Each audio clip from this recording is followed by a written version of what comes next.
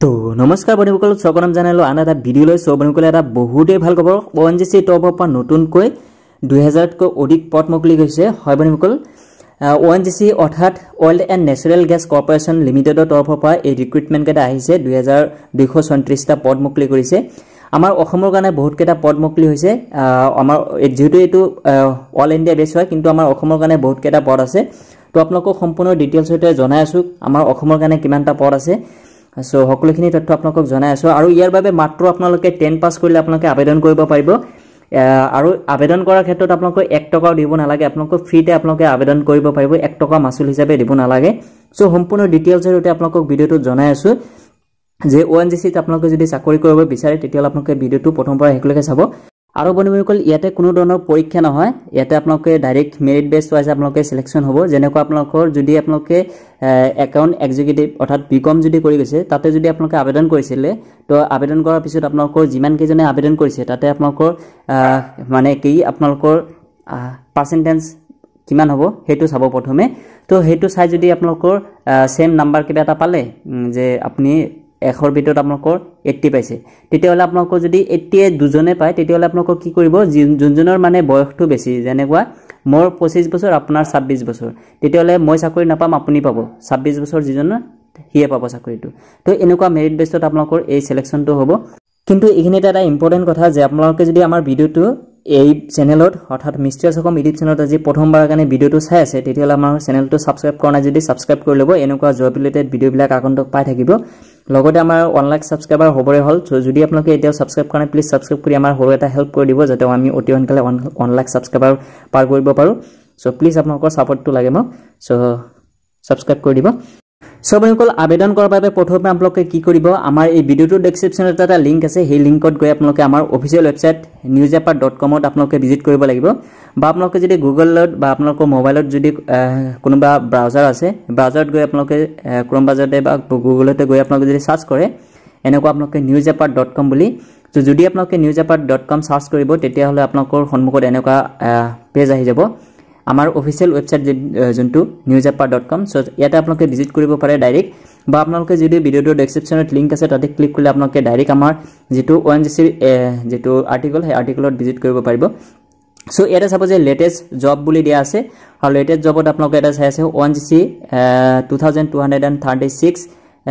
apprentice recruitment 2024 notification out so eto article আপোনালোকক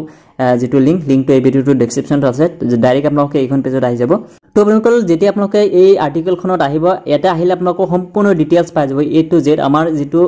ONGC ৰ ফালৰ পৰা যেটো নোটিছ আহিছে এই নোটিছৰ বিষয়ে বা ৰিক্ৰুটমেন্টৰ বিষয়ে একদম A to Z সকলোখিনি তথ্য এটা দিয়া আছে আপোনালোকে পঢ়ি চাব পাৰে কেনেকুৱা কি আছে কিন্তু আমি মেইনলি যিবিলাক হাইলাইট পইণ্ট হেবিলাক আমি এটা আলোচনা কৰিম সো ইয়াতে name of da organisation ONGC এটো আপোনালোকে নিশ্চয় গমে পায় ONGC means oil and natural gas corporation আৰু অনলাইন আবেদন কৰা যেটো লাষ্ট ডেট হল আপোনালোকৰ 25 তাৰিখ 10 মাহ 2024 অৰ্থাৎ এই যে 25 তাৰিখ আহি আছে এই 25 তাৰিখ লৈকে আপোনালোকে আবেদন কৰিব পাৰিব টোটাল ভ্যাকেন্সি আছিল 2234 টা name of the post apprentice category job online মোডত আপোনালোকে আবেদন কৰিব লাগিব আৰু জব অল ইণ্ডিয়া বেচ হয় আৰু অসমৰ কাৰণে মেইনলি বহুত কেটা পদ আছে অসমৰ কিমানটা পদ হেকেটা আপোনালোকক ডাইৰেক্ট দেখাই আছো সো ইয়াতে আপোনালোকে এলিজিবিলিটি ক্ৰাইটেৰিয়া বিলাক চাব পাৰে বা আপোনালোকৰ যিবিলাক মিনিমাম বয়স যেটো এজ ক্ৰাইটেৰিয়া 18 বছৰ মিনিমাম হ'ব লাগিব তাৰ পিছত আপোনালোকে এটা চাব পাৰিব যে এটা দিয়া আছে আপোনালোকৰ অসমৰ কাৰণে Assam ONGC apprentice recruitment 2024 vacancy by work centre তো আমাৰ অসমৰ কাৰণে মেইনলি কিমানটা ভ্যাকেন্সি আছে সো এটা নিশ্চয় চাই আছে ওয়াৰ্ক সেন্টাৰ ওয়াইজ এটা ভাগ কৰি দিয়া আছে জৰহাটত আপোনালোকৰ 140 আছে শিলচৰত 71 আছে আৰু নাজিৰা আৰু শিৱসাগৰত এটা 372 সো ইয়াতে আমাৰ অসমৰ কাৰণে টোটাল 583 ভ্যাকেন্সি আছে তো বহুত কেটা পদ হয় আমাৰ অসমৰ কাৰণে সো ইয়াতে চাব যে ONGC apprentice recruitment 2024 qualification and eligibility criteria বুলি দিয়া আছে ইয়াতে সো লাইব্ৰেৰী এসিস্ট্যান্টৰ কাৰণে মাত্ৰ 10 পাস লাগে আপোনালোকৰ কাৰণে মেট্ৰিক পাস কৰিলে আপোনালোকে লাইব্ৰেৰী এসিস্ট্যান্ট হ'ব পাৰিব ফ্ৰন্ট অফিস এসিস্ট্যান্টত আপোনালোকৰ মাত্ৰ 12 পাস অৰ্থাৎ হায়াৰ সেকেন্ডাৰী পাস কৰিলে আপোনালোকে এটা আবেদন কৰিব পাৰিব তাৰ পিছত ইফালে আৰু বাকি যি হেৰি আছে পোষ্ট ওয়াইজ আপোনালোকৰ ইয়াতে গোটেইখিনি বস্তু দিয়া আছে সো তাৰ পিছত আহিলে আপোনালোকে ইয়াতে যদি কোনোবাই BHC কৰিছে BHC কৰিলে আপোনালোকে কেমিষ্ট্ৰি থাকিব লাগিব সো কেমিষ্ট্ৰি যদি কৰিছে তেতিয়াহলে ল্যাবৰেটৰী এসিস্ট্যান্ট হিচাপে থাকিব পাৰিব কেমিক্যাল প্লান্টৰ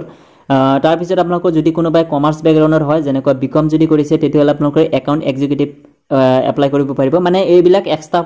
বেনিফিট মানে যদি বিকম অকল গ্ৰেজুৱেশ্যন হ'লে নহ'ব যদি কোনোবাই বিকম বেকগ্ৰাউণ্ডৰ হয় তেতিয়াহ'লে আপোনালোকে ইয়াতে একাউণ্ট এক্সিকিউটিভ হ'ব পাৰিব তাৰপিছত ষ্ট'ৰ কিপাৰত আপোনালোকে এটা চাব যে পেট্ৰলিয়াম প্ৰডাক্টৰ ষ্ট'ৰ কিপাৰ যদি হয় তেতিয়াহ'লে আপোনালোকৰ গ্ৰেজুৱেট অৰ্থাৎ BA বিকম BSc যিকোনো ষ্ট্ৰীমৰ পৰা আপোনালোকে হ'লে হ'ব তাৰপিছত এক্সিকিউটিভ অৰ্থাৎ HR হ'লে আপোনালোকে BBA ডিগ্ৰীটো থাকিব লাগিব তাৰপিছত সেক্ৰেটাৰিয়েল এছিষ্টেণ্ট হিচাপে অকল BA বিকম BSc যিকোনো এটা হ'লে হ'ল ডাটা এন্ট্ৰি অপাৰেটৰ হিচাপে আপোনালোকৰ সেম BA বিকম BSc হ'লে আপোনালোকে আবেদন কৰিব পাৰিব সো এনেকুৱা আপোনালোকৰ গোটেইখিনি দিয়া আছে মানে A to Z মই যিমানখিনি বস্তু থাকে সকলোখিনি বস্তু ইয়াতে মই দি দিছো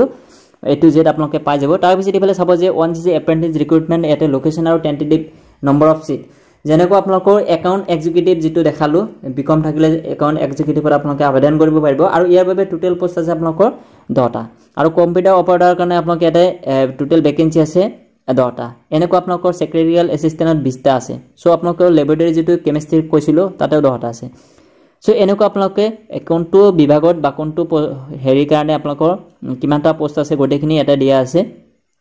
আৰু এটো ৰিজন ওয়াইজও দিয়া আছে যেনেকৈ দিল্লীৰ কাৰণে একাউণ্ট এক্সিকিউটিভ এটা দুটা লাগিব আৰু এটা প্ৰথম যেটো দেখালো এটা দেহৰাদুনৰ কাৰণে এটা 10টা লাগে এনেকৈ আপোনালোকৰ নিশ্চয় চাই আছে তো আমাৰ অসমৰ কাৰণে এটা নিশ্চয় এটা যেটো শিৱসাগৰ হেবিলাক এটা দিয়া আছে তো হেবিলাক আপোনালোকে চাই ল'ব এই আৰ্টিকলখন মানে গোটেইখিনি দিয়া আছে A to Z সকলোখিনি মই এটা আপডেট দি দিছো সো আমাৰ নৰ্থ ইষ্টৰ যিমান আছে সকলে চাই ল'ব ইয়াতে তাৰপিছত এফালে তলফালে যদি স্ক্ৰল কৰে ইয়াতে চাওক যে জৰহাটৰ কাৰণে একাউণ্ট এক্সিকিউটিভ এটা 10টা আছে ইলেক্ট্ৰিচিয়ানত 20টা আছে ফিটাৰৰ কাৰণে 25টা আছে ইনষ্ট্ৰুমেন্ট মিউজিচিয়ান মেকানিকত 7টা আছে ল্যাবৰেটৰী এছিষ্টেণ্টত 10টা আছে সো এনেকুৱা আপোনালোকক ভাগ কৰি দিয়া আছে শিলচৰৰ কাৰণে এটা এক্সিকিউটিভ 5টা আছে সেক্ৰেটাৰিয়েল একাউণ্টেণ্টত এটা আপোনাৰ এছিষ্টেণ্টত আপোনালোকৰ 12টা আছে কম্পিউটাৰ অপাৰেটৰ এণ্ড প্ৰগ্ৰামিং এছিষ্টেণ্টত 5টা আছে সো নিশ্চয় আপোনালোকে চালে আমাৰ হেৰি নৰ্থ ইষ্টত কেনেকুৱা সো এনেকুৱা আপোনালোকে গোটেইখিনি এটা দিয়া আছে বহুতখিনি মই এতে লিখি দিছো মানে A to Z দিয়া আছে তাৰপিছত ইফালে আপোনালোকে চাব পাৰিব যে এটা আপোনাৰ যেটো স্যালাৰি বুলি ক'লে এটো আপোনালোকৰ কেনেকুৱা স্যালাৰি ষ্টিপেন্ড অৰ্থাৎ আপোনালোকৰ যেতিয়া ট্ৰেনিং হ'ব ট্ৰেনিংৰ সময়ত আপোনালোকক কিমান দৰমহা দিব চাওক যে এতে গ্ৰেজুৱেট কৰি যদি কোনোবাই গৈছে গ্ৰেজুৱেট এপ্ৰেন্টিছ তো ইয়াৰ বাবে BA BCom BSc BBA BE বা BTech যদি কৰি কোনোবাই গৈছে তেতিয়াহ'লে আপোনালোকৰ 9000 কৈ দৰমহা পাব এটো আপোনালোকৰ ট্ৰেনিংৰ সময়ত মেন যেটো দৰমহা হেতুটো পিছত পাব কিন্তু বৰ্তমান যোনটো ট্ৰেনিং সময় তাতে আপোনালোকৰ 9000 কৈ দৰমহা পাব আৰু ট্ৰেড এপ্ৰেন্টিছ 10 বা 12 পাত যদি কোনোবাই কৰিছে তেতিয়াহ'লে আপোনালোকে এটা জাস্ট 7000 পাব আৰু 7000 টো মাত্ৰ ট্ৰেনিংৰ সময়ত পাব তাৰ পিছত তো আপোনালোকৰ মেন স্যালাৰিটো পাই যাব DAPA এইবিলাকত ট্ৰেনিংৰ সময়ত নিদিয়ে বাকিখিনি পিছত পাই যাব সো এখিনি আৰু ইয়াতে মেইনলি বস্তুটো চাওক আপোনালোকৰ যোনটো অনলাইন আবেদনটো আপোনালোকৰ 5 তাৰিখ 10 মাহ 2024 অৰ্থাৎ যোৱাকালিৰ পৰা অলৰেডি আবেদন আৰম্ভ হৈছে আৰু আপোনালোকৰ লাষ্ট ডেট হল আপোনালোকৰ 25 তাৰিখ 10 মাহ 2024 25 তাৰিখ লৈকে আপোনালোকৰ আবেদন হ'ব ৰিজাল্ট আপোনালোকৰ সিলেকশন ডেট এতে আপোনালোকৰ 15 তাৰিখ 11 মাহ 2024 হ'ব তো এনেকুৱা মাধ্যমত হ'ব আবেদন কৰাৰ কাৰণে এতে এপ্লাই লিংকটো দিয়া আছে চাওক যে অনলাইন এপ্লাই লিংক সো ইয়াতে গৈ আপোনালোকে অনলাইন আবেদনটো কৰিব পাৰিব সো সকলোখিনি এতে লিংক এটাও এতে মই মানে মেনশন কৰি দিছো মানে আপোনালোকে গৈ জাস্ট তাতে ক্লিক কৰি আপোনালোকে আবেদনটো কৰিলে হ'ল সো নিশ্চয় এতে চাই আছে তো আবেদনটো কৰি ল'ব তাৰ পিছত ইফালে আপোনালোকে গোটেইখিনি চাই আছে নিশ্চয় কেনেকুৱা কি আছে এটোই আৰু বাকি একো কৰিব লগা নাই ফুল নোটিফিকেশন যদি বিচাৰে তেতিয়াহ'লে আপোনালোকে এটা ক্লিক কৰি আপোনালোকে ফুল এডভাৰটাইজমেন্টখন চাব পাৰে ইয়াতে সকলোখিনি দিয়া আছে অফিচিয়েল এডভাৰটাইজমেন্টখনৰ লিংক দিয়া আছে ইয়াতে বাকি আমাৰ WhatsApp বা Telegram গ্ৰুপত জয়েন হ'ব পাৰে জয়েন হৈ আপোনালোকে আমাৰ যিবিলাক আপডেট অতি সোনকালে পাই থাকিব